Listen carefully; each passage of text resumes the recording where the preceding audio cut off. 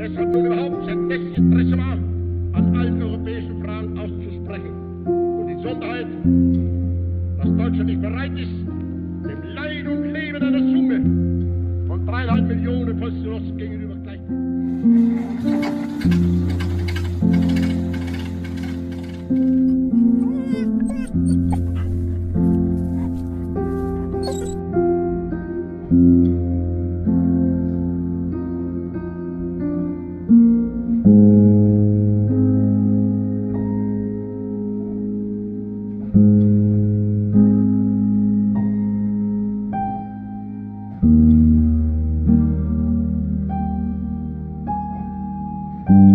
Renee and I moved to a small town near Tarnów, away from everything and, I suppose, everyone. It's fair to say we enjoyed a quiet life.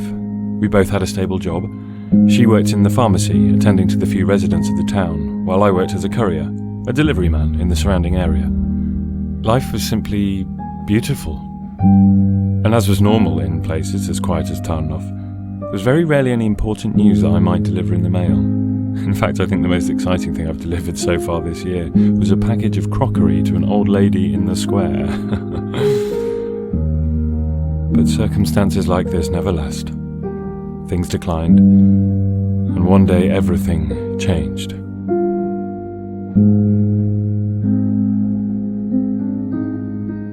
Cold and fog flooded the streets and houses of Tarnów. Silence dominated the surrounding villages.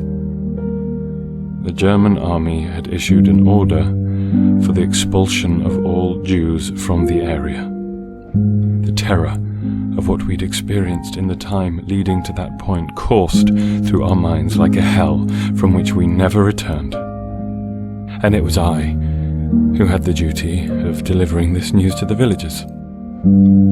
It was I who sent them to meet their fate.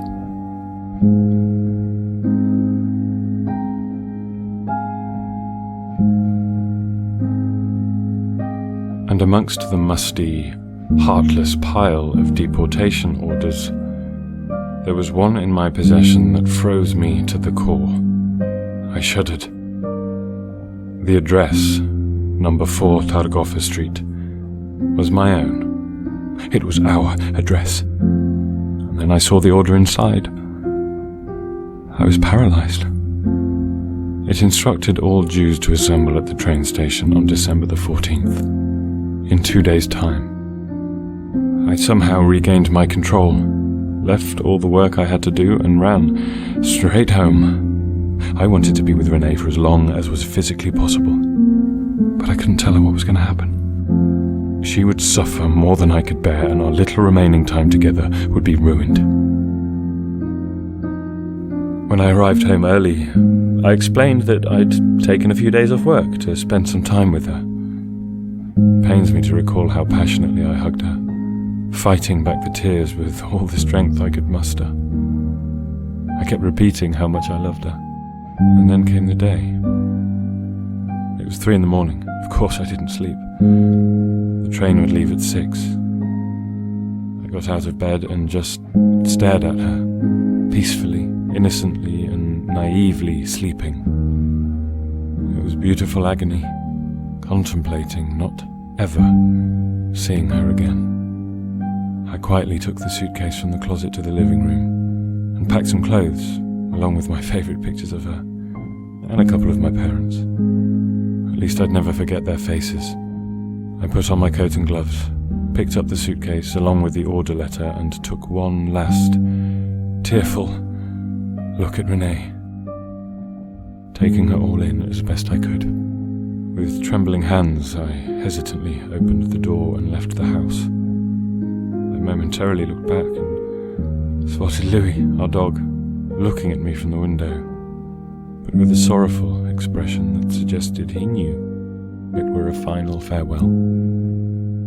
The dreadful sense that I wasn't going to see Renee again further sank in. What chance did a simple courier like me have of returning from wherever we'd end up?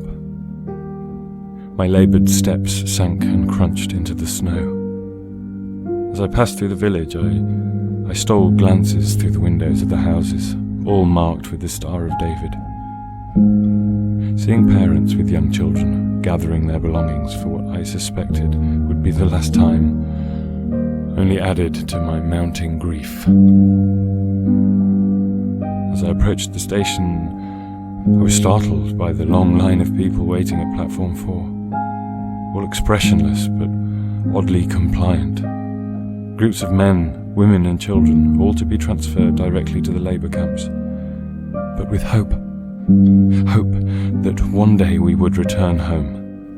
I already had one foot stepping inside the carriage when a sudden voice pierced the heavy atmosphere and echoed to and from every corner of the station. It was Renee, calling my name, searching for me among the crowd of Jews edging towards the carriages in front of the SS. Should I get on the train? Or should I turn around and attempt to hug her one last time? My decision was made for me when I saw her negotiating with an officer in a bid to get herself on the train with me. I instinctively ran towards her. As soon as she distinguished me from the rest of the crowd, she too turned and ran to me. And such was the force of our final reunion that we fell to the ground, adrenaline surging. But the intensity of the moment took a turn when an SS soldier grabbed her, forcefully pulling her away from me. It was then, in my struggle to hold on to her, that she saw the order letter I was still clutching in my hand. It was then that she understood what had really happened. The name that was written on it was the one of Renee.